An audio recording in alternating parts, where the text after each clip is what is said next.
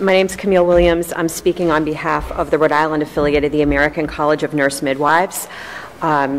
We are urging the Senate committee to support this and put it to the full Senate for a vote. Our members are primary care providers for women throughout the lifespan with an emphasis on pregnancy, childbirth, and reproductive health care. And in particular, we support common sense policy solutions to ensure that women and families have guaranteed health coverage to services that will benefit them.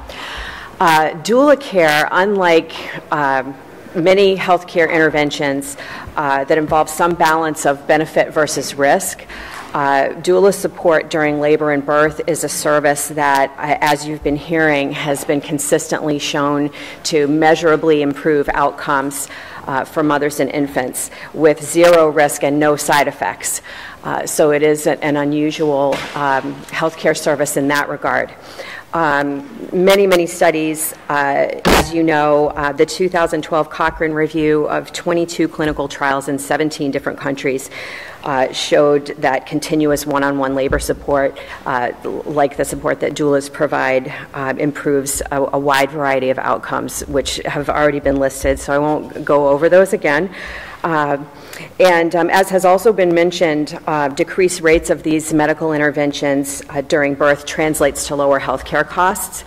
And there was one 2016 study modeling the cost effectiveness of Medicaid coverage for doula services found an average cost savings of $976 per birth. And the situation we have in Rhode Island is that despite the well-documented health and cost benefits of the continuous support that doulas provide, doula support in Rhode Island is essentially a boutique service that's only available to people who have the financial means to pay many hundreds of dollars out of pocket. And that, of course, creates inequity, and it means that doula care is inaccessible to those who arguably need it the most, as many others have mentioned as well. You're hearing a lot about the alarming rise in the maternal mortality rate and the widening racial disparity in these rates. And access to doula support has the potential to improve those disparities. Midwives locally, we know from conversations with local doulas of color that many of them feel compelled to work for less money, or in some cases no money at all, in order to serve women in their own communities, which is of course unfair and unsustainable. Doula work is hard work, both physically and emotionally. It involves long hours. It involves being on call 24 hours a day for weeks at a time, if not continuously. And doulas who want to provide culturally competent care to women who face additional health risks due to racism and generational poverty should be able to do that while earning a decent living for the important work that they do. As midwives, most of us practice in the hospital setting and in the outpatient setting. We know not just from the data, but also from direct experience, what a doula can bring to a woman's birth experience. Hands-on, continuous one-on-one labor support is very powerful. As midwives, we provide a great deal of that type of care ourselves, as do labor and delivery nurses. However, midwives, physicians, labor and delivery nurses, we of course have clinical responsibilities as well, and we often have more than one laboring woman to care for at a time. So the labor support we are able to provide is no replacement for one-on-one non-clinical doula support, and we want doulas as part of the care team. Also in our clinical practice, we face a dilemma in our discussions with our patients about their birth preferences. We can't, of course, make assumptions about who can and cannot afford to pay for a doula out of pocket. And yet, when we educate all of our patients on the benefits of a doula, frankly, we place many women in a bind, because now they are aware of this wonderful service that could be of great benefit to their pregnancy, labor, and birth, but many, if not most, cannot access that because of cost. So to ensure equity and quality care, Rhode Island should join other states, most recently Indiana, just this last week, in making doula care accessible to every woman who wants it. So on behalf of the Rhode Island affiliate of the American College of Nurse Midwives, we urge the committee to vote 0678 favorably out of committee and on to the full Senate for passage. Thank you. So I've been kind of waiting for you as the first person who might be able to shed some light on this. You went through this, some of this as you testified. Is what is different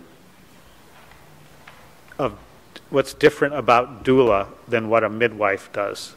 And you went through some of that, but I think for clarity, and the reason I'm asking for clarity is because Medicaid and private insurers have brought up the issue of, since the ACA passed, it would be defined as a mandate because it's additional service. And therefore there would be an expense that the state and the state only would have to bear. And it would be covered, but it would be passed on in a different way because of the way Medicaid works. And so what I'm looking for that may or may not be possible is to add to the definition of already covered services, potentially midwifery, which is already a covered service. The definition of midwifery could potentially, or maybe not, but it's worth exploring, include doula services because midwifery is already a covered service. And so understanding the difference may give us a way to navigate into avoiding the mandate component of the way it's interpreted under insurance law.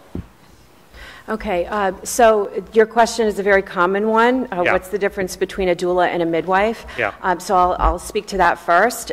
They are two very distinct roles. Yeah. And I know you went through some of this already, but... That's okay. And even within midwifery, there are actually different paths to midwifery. I'm representing the American College of Nurse Midwives, which encompasses certified nurse midwives, which I am, and also certified midwives, both of which are master's degree level education programs. We are with certification in midwifery.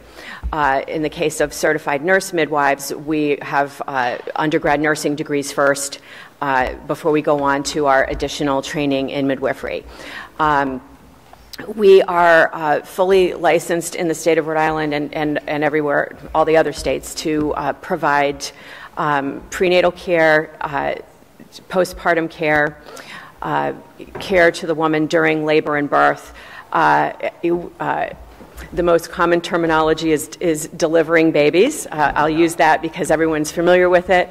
We prefer the term attending birth because it puts the focus back on the woman. Yeah. So we do that pretty independently when labor and birth proceed without complication. When complications do arise, either during the pregnancy or during the labor and birth, we consult with obstetricians as needed and get them involved to whatever degree is needed. But since most labor and birth proceeds in a normal fashion, we do most of our care pretty independently. Doulas, on the other hand, are not healthcare providers. They are professional labor support people hired privately by the woman. So they don't provide clinical care, they provide supportive care to the woman in labor. Comfort measures, helping her to decide on her preferences, what her wishes are for her birth, not giving medical advice, but they often will help the woman to know what questions that she wants to ask of us, and support them through that process.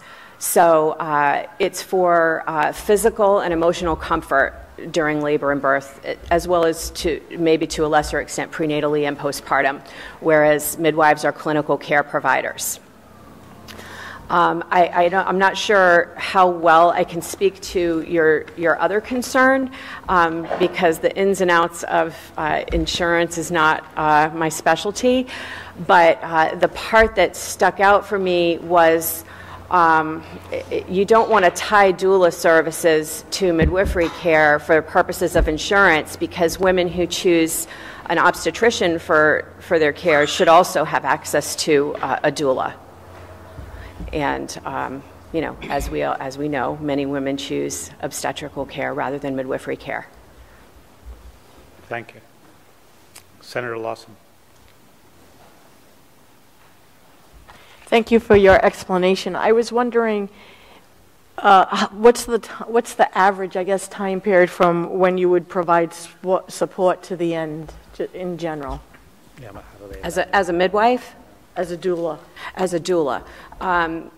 Most doulas that have been involved in the care of women that who are my patients, they pretty much are there from the time the woman is in the hospital until shortly after the baby is born. They'll help the mother initiate breastfeeding. Often they'll stay for that. And they do a varying number of postpartum visits. I'm not sure what everyone's practice is with regards to that. I've occasionally seen a doula accompany a woman to a prenatal visit. That's less common, although I know that they do meet with them prenatally. I think it varies how many times.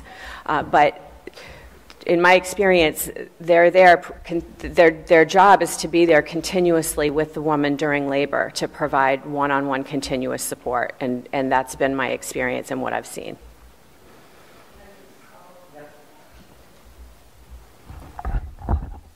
So would you say, would a month after the birth, would that be for that length of time too? Or I think a doula is probably the better person to answer that. Oh, okay.